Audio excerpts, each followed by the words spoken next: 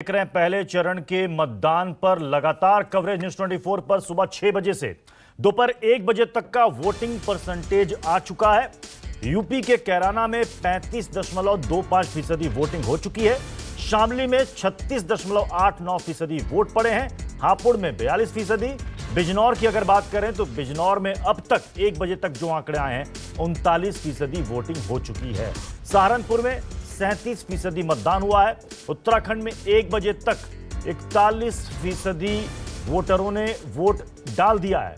टिहरी में 40.6% वोटिंग हुई है। हरिद्वार में 48.6% वोटिंग हुई है। पौड़ी गढ़वाल में 38.5% और अल्मोड़ा में 38.67% वोटिंग हुई है। वहीं बिहार की अगर बात कर लें तो बिहार में 1 बजे तक अभी तक जो हमारे पास आए आंकड़े उसके मुताबिक 33.5% वोटिंग हो चुकी है। नवादा में 37%, जमुई में 29%, गया में 33% वोटिंग हो चुकी है। ये देखिए अब तक कहां कितने वोट अब तक डल चुके हैं। यूपी में 1 बजे तक 35.25% वोट, शामली में 36.89% मतदान 1 बजे तक हो चुका है। हालांकि अब इस वक्त 2 बजने वाले हैं। थोड़ी देर के बाद तकरीबन 1 घंटे के बाद नया आंकड़ा फिर सामने होगा। हापुड़ में 1 बजे तक 42% मतदान हो चुका है। बिजनौर में 39% मतदान हो चुका है। उत्तराखंड में 41%, 1 बजे तक। उत्तराखंड की रफ्तार यूपी से ज्यादा है। टिहरी में भी देखिए 40% से ऊपर ही है। 40.6% वोटिंग अब तक हो चुकी है टिहरी में। पौड़ी में भी 38.5% मतदान हो चुका है। यम 1 बजे तक के आपको आंकड़े दिखा रहे हैं कि 1 बजे तक कितने मतदाताओं ने किन किन सीटों में अभी तक वोटिंग की है। नवादा में बिहार की बात करें 37%, 1 बजे तक मतदान हो चुका है, 40% से कम ही है। जमुई में देखिए, जमुई में उससे भी कम है। फिलहाल 1 बजे तक जो जानकारी मिल पाई है 29% मतदान यहां पर हुआ है। बिहार में 4 लोकसभा सीटों पर वोटिंग हो रही। गया को देख लीजिए, गया में 33% मतदान अब तक हुआ है। तो यूपी, उत्तराखंड और बिहार की तस्वीर हमने आपको दिखाई, कहां कितने फीसदी तक मतदान अब तक हो चुका है। यूपी के चुनावी रण में आज अहम दिन है।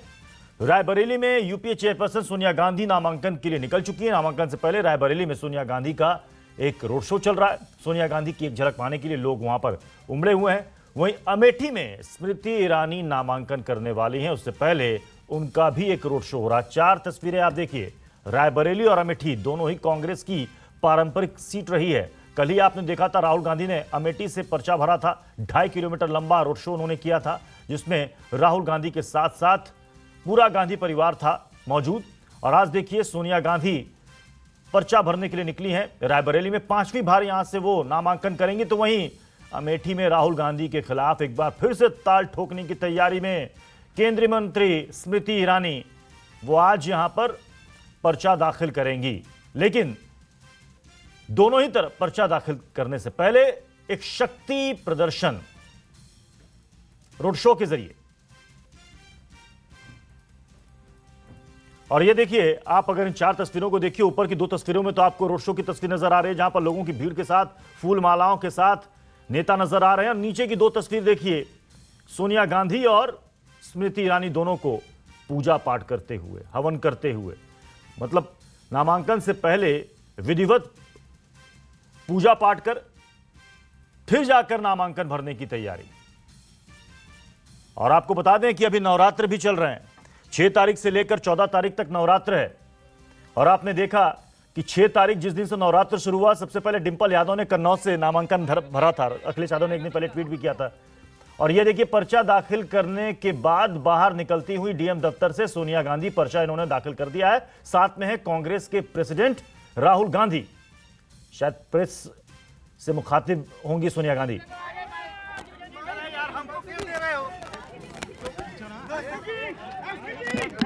मेरा माइक, अरे माइक ले लो भैया, हेलो हेलो माइक भैया जी, भैया माइक ले लो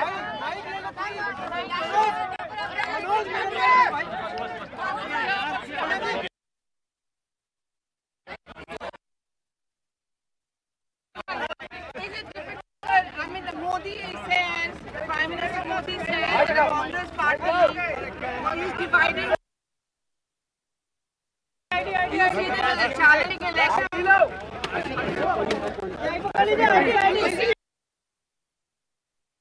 बहुत बहुत कुछ कहते हैं, बहुत कुछ बोले, बहुत कुछ वैसे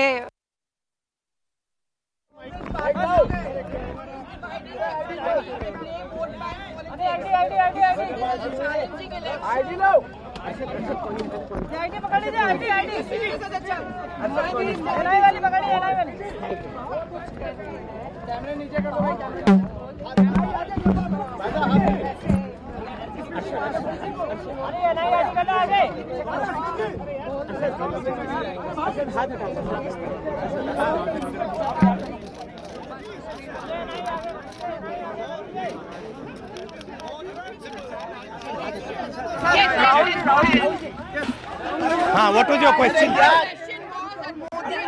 BJP thinks that they are invincible.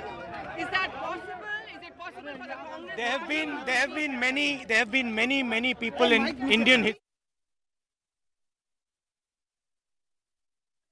who have had the arrogance to believe that they are invincible, that they are bigger than the people of India. There is nothing bigger than the people of India. And Mr. Narendra Modi for the last 5 years has done nothing for the people of India. So his invincibility will be on full view after the election results. Her rally में प्रधानमंत्री सीधा निशाना आपके ऊपर साधा है। हाँ। प्रधानमंत्री ने अभी ये कहा कि जेल के चौखट तक पहुंचा दिया हूं, अगली सरकार नहीं, देखिए, मेरा कहना है कि नरेंद्र मोदी मेरा सिर्फ एक जवाब दे, जो कार्रवाई मेरे ऊपर करनी है करो, कुछ फर्क नहीं पड़ता मुझे, मैंने कुछ नहीं किया। नरेंद्र मोदी मुझे ये समझा दे कि ये जो अनिल अंबानी है, जो इनका मित्र है, दोस्त है, भाई है, जिसको ये भाई कहते हैं, इसने जिंदगी में हवाई जहाज नहीं बनाया, इसको राफेल का कॉन्ट्रैक्ट कैसे दे दिया? नरेंद्र मोदी जी मुझे ये समझाए। मोदी जी ये भी मुझे समझा दें कि सुप्रीम कोर्ट ने इन्वेस्टिगेट करना शुरू कर दिया है। मोदी जी ये भी मुझे समझाए कि फ्रांस के राष्ट्रपति ने ये क्यों बोला कि नरेंद्र मोदी ने, हिंदुस्तान के प्रधानमंत्री ने उन्हें कहा कि राफेल कॉन्ट्रैक्ट अनिल को मिलेगा। 1600 करोड़ रुपए का कॉन्ट्रैक्ट। राहुल जी राहुल जी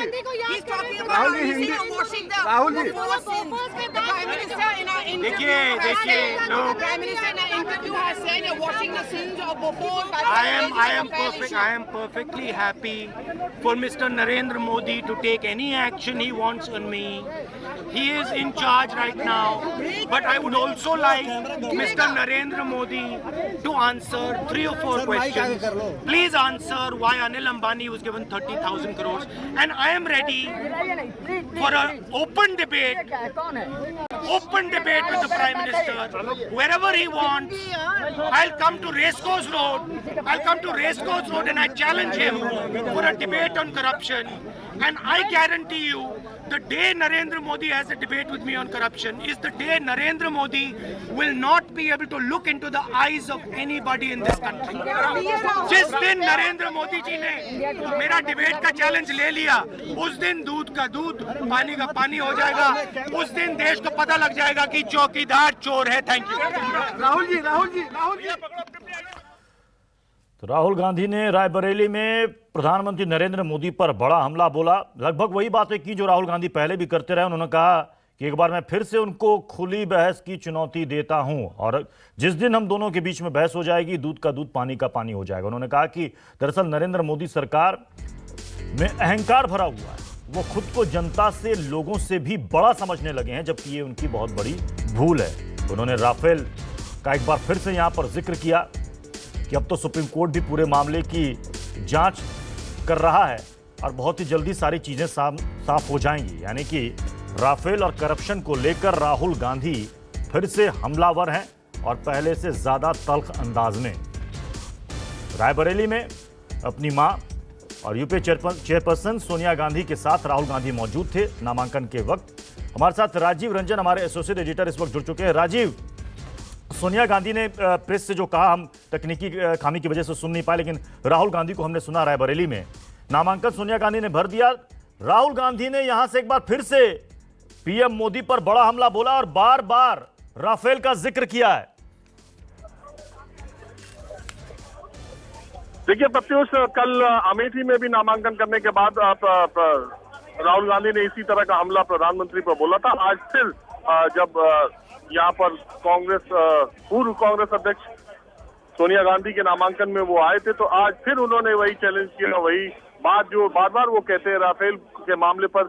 और सुप्रीम कोर्ट का कल का जो फैसला जो सुप्रीम कोर्ट ने कल तय किया है, उसके बाद राहुल गांधी और आक्रामक हुए हैं और लगातार प्रधानमंत्री नरेंद्र मोदी को सीधे डिबेट की चुनौती दे रहे हैं। उन्होंने कहा कि वो जगह तय कर लें, अगर वो कहे तो मैं प्रधानमंत्री का आवास पर ही आने के लिए तैयार हूं, और एक बार जब डिबेट होगी तो देश के सामने दूध का दूध और पानी का पानी हो जाएगा।